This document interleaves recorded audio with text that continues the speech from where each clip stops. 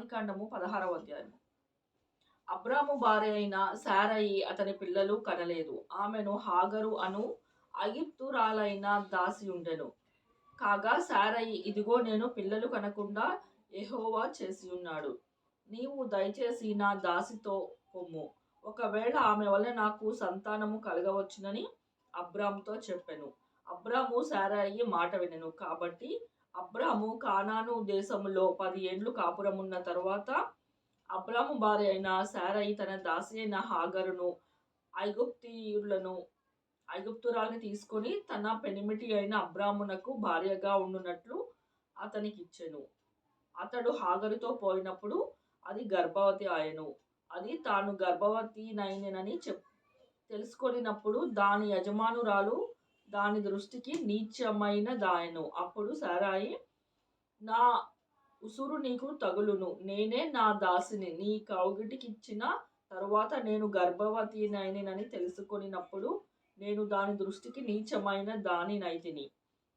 నాకును నీకును యెహోవా న్యాయము తీర్చునుగాక అని అబ్రాముతో అనెను. అందుకు అబ్రాము, ఇదిగో నీ దాసి నీ చేతిలో ఉన్నది, నీ మనసు వచ్చినట్లు దాని చేయుమని శారయితో చెప్పెను.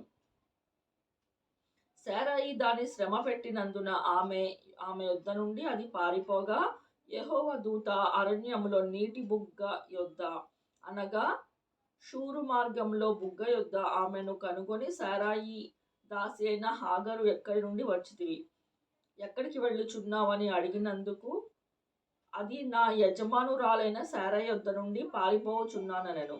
అప్పుడు యెహోవా దూత, నీ యజమానురాలి యొద్దకు తిరిగి వెళ్ళి ఆమె చేతి కింద అణిగి ఉండుమని దానితో చెప్పెను. మరియు యెహోవా దూత, నీ సంతానమును నిశ్చయముగా విస్తరింప చేసెదను, అది లెక్కింప వీలులేనంత విస్తారమవునని దానితో చెప్పెను. మరియు యెహోవా దూత, ఇదిగో యెహోవా నీ మొర వినెను, నీవు గర్భవతి అయి ఉన్నావు, నీవు కుమారుని కని అతనికి ఇష్మాయేలు అని పేరు పెట్టుదువు. అతడు అడవి గాడిద వంటి మనుష్యుడు.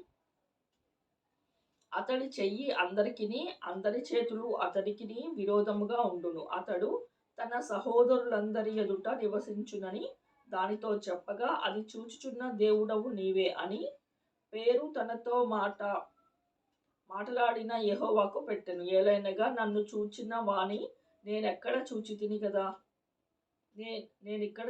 కదా అని అనుకొనెను. అందుచేత ఆ నీటి బుగ్గ